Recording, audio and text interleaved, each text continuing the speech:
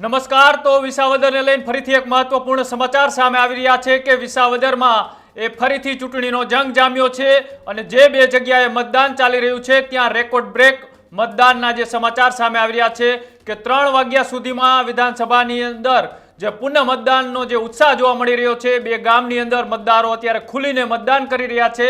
બંને ગામમાં વહેલી સવારથી આમ તો મતદાનનો ઉપયોગ કરવા માટે ત્યાંના મતદારો બૂથ ઉપર પહોંચી રહ્યા છે અને સાથે સાથે જો વાત કરવામાં આવે તો બપોરના 3 વાગ્યા સુધીમાં 72.42% જેટલું મતદાન નોંધાઈ ચૂક્યું છે. જી હા, આની પહેલા જ્યારે બૂથ કેપ્ચરિંગના આરોપ લાગ્યા હતા ત્યારે ફરીથી આ બંને બૂથ ઉપર ફરીથી મતદાન યોજવાનો ચૂંટણી કમિશને નિર્ણય લીધો અને ત્યારબાદ હવે જ્યારે વાત કરવામાં આવે તો 221 કરતાં વધારે મતદારો છે, તેમાંથી હવે 200 જેટલા મતદારો પોતાનો મતાધિકારનો ઉપયોગ કરવામાં બાકી છે. જ્યારે આ બૂથ ઉપર બૂથ કેપ્ચરિંગના આરોપ લાગ્યા ત્યારે લગભગ 66% જેટલું મતદાન થયું હતું, પણ અત્યારે જ્યારે ફરીથી મતદાન કરવાનો નિર્ણય લેવામાં આવ્યો ત્યારે મહત્વપૂર્ણ સમાચાર કે રેકોર્ડ બ્રેક મતદાન આ બંને બૂથ ઉપર અત્યારે જોવા મળી રહ્યું છે. આ રસાકસીની જંગમાં આ બંને બૂથનું જે મતદાન છે એ ક્યાંક ને ક્યાંક મહત્વપૂર્ણ સાબિત થાય તમામ ઉમેદવારો માટે તેવું માનવામાં આવી રહ્યું છે. એક બાજુ કિરીટ પટેલ તો સામે ગોપાલ ઇટાલિયા વચ્ચે કાટેકી ટક્કર જેવો માહોલ છે. હવે ગણતરીની કલાકો બાકી છે આ મતદાનને, ત્યારે હવે જોવાનું એ છે કે આ મતદાન ક્યાં સુધી આગળ જઈ શકે છે. મારી સાથે મારા સહયોગી પ્રદીપ કચિયા જોડાયા છે. પ્રદીપ, શું કહેશો કે જ્યારે બૂથ કેપ્ચરિંગના આરોપ લાગ્યા ત્યારબાદ ફરીથી વિસાવદરના બે બૂથ ઉપર મતદાન અને મતદાન બાદ જે આરોપોમાં મતદાન થયું હતું તેનાથી પણ રેકોર્ડ બ્રેક મતદાન? બિલકુલ કૃણાલ, વિસાવદર વિધાનસભાની પેટા ચૂંટણીની અંદર બે બૂથ ઉપર એ બૂથ કેપ્ચરિંગના આરોપ લાગ્યા હતા અને બૂથ કેપ્ચરિંગના આરોપ લાગતા સાથે જ જે આ બૂથ ઉપર જે કેપ્ચરિંગના આરોપ લાગ્યા હતા તેના ઓબ્ઝર્વર અને ચૂંટણી અધિકારી જે હતા તેમના દ્વારા ચૂંટણી પંચની અંદર એવું કહેવામાં આવ્યું હતું કે આ બંને જગ્યા ઉપર ફરીથી મતદાન કરવા માટે તેમને પ્રાંત અધિકારીને એક લેટર લખ્યો હતો, મુખ્ય ચૂંટણી અધિકારી વિસાવદર વિધાનસભાની પેટા ચૂંટણીને લઈને. જોકે એ બાદ ફરી એકવાર ગત મોડી સાંજે 5 વાગ્યાની અરસાની અંદર ચૂંટણી પંચ દ્વારા જાહેરનામું બહાર પાડવામાં આવ્યું, ફેર મતદાન માટેનું પણ કહેવામાં આવ્યું અને સાથે જ બપોરના 3 વાગ્યા સુધીની જો વાત કરવામાં આવે તો લગભગ 72% ઉપર મતદાન એ વિસાવદરની પેટા ચૂંટણીને લઈને થઈ ચૂક્યું છે. એટલે અત્યાર સુધીના આ સૌથી મોટા સમાચાર કહેવાય. ગઈકાલે જ્યારે બૂથ કેપ્ચરિંગના આરોપ લાગ્યા હતા કૃણાલ, તે દરમિયાન લગભગ એ 60 થી 65% આસપાસ જેટલું મતદાન થયું હતું અને તે દરમિયાન બૂથ કેપ્ચરિંગના આરોપ લાગ્યા હતા. જો કે આજે વહેલી સવારથી જ ચુસ્ત બંદોબસ્ત પોલીસની વચ્ચે આ બંને બૂથ ઉપર મતદાન ચાલી રહ્યું છે, જેમાં બંને બૂથ ઉપર રેકોર્ડ બ્રેક એ મતદાન થઈ રહ્યું છે.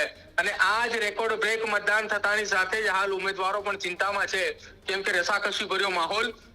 હવે કૃણાલ, આખી આ ઘટનામાં બંને બૂથ ઉપર કુલ મળીને 472 પુરુષો છે મતદારો અને 449 જેટલા મહિલા મતદારો છે, જેમાંથી 344 પુરુષ મતદારો અને 323 મહિલા મતદારોએ પોતાનો મતાધિકારનો ઉપયોગ કર્યો છે. એટલે કે 921 મતદારોમાંથી કુલ 667 જેટલા મતદારોએ 3 વાગ્યા સુધીની અંદર પોતાના મતાધિકારનો ઉપયોગ કર્યો છે.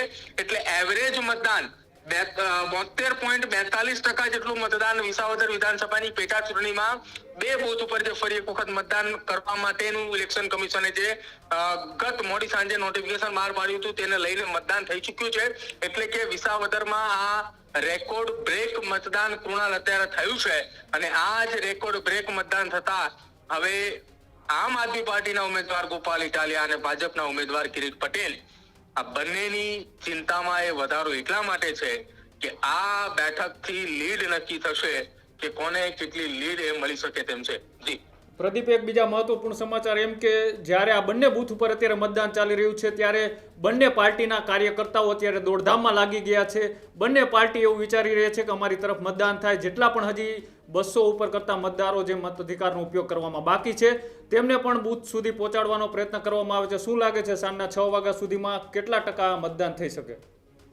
કૃણાલ, ગઈકાલે જ્યારે બૂથ કેપ્ચરિંગના આરોપ લાગ્યા તે દરમિયાન લગભગ 60 થી 65% આસપાસ મતદાન થયું હતું. બૂથ કેપ્ચરિંગના આરોપ લાગતાની સાથે મતદાન અટકાવી દેવામાં આવ્યું હતું. જોકે ત્યારબાદ આજે જ્યારે ફરી એકવાર મતદાન થઈ રહ્યું છે, આ મતદાનની અંદર એ 72% જેટલું મતદાન અત્યાર સુધીમાં થયું છે. સાંજના 6 વાગ્યા સુધી મતદાર પોતાનો મતાધિકારનો ઉપયોગ કરશે. હજુ પણ એ 3 કલાકનો સમય છે. 3 વાગ્યા સુધી આટલું મતદાન થયું છે.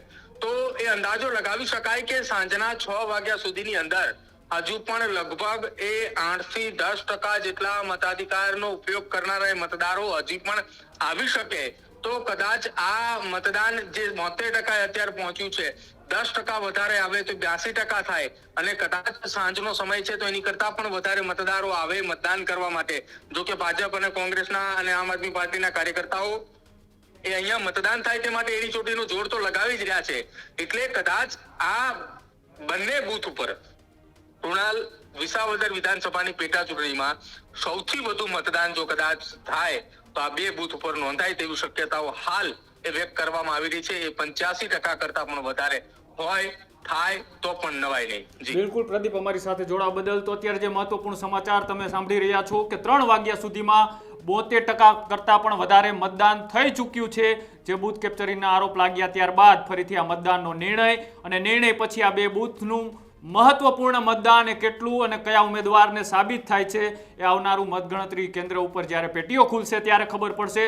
પણ અત્યારે રસાકસીના માહોલ વચ્ચે શાંતિપૂર્ણ માહોલની અંદર અત્યારે વિસાવદરના જે માલીડા અને નવા વાઘણિયા છે આ બંને બૂથ ઉપર અત્યારે આ જ વાતાવરણની અંદર મતદાન ચાલી રહ્યું છે. હજી 200 જેટલા લોકો મતનો અધિકાર આપવામાં બાકી છે. હવે જોવાનું એ છે 6 વાગ્યા સુધીમાં જ્યારે મતદાન પૂરું થાય ત્યારે આ આંકડો કેટલા ટકાએ પહોંચે છે અને કઈ બાજુ આ મતદાન થયું હોય ત્યારે પેટીઓ ખુલશે ત્યારે જ ખબર પડશે. નમસ્કાર.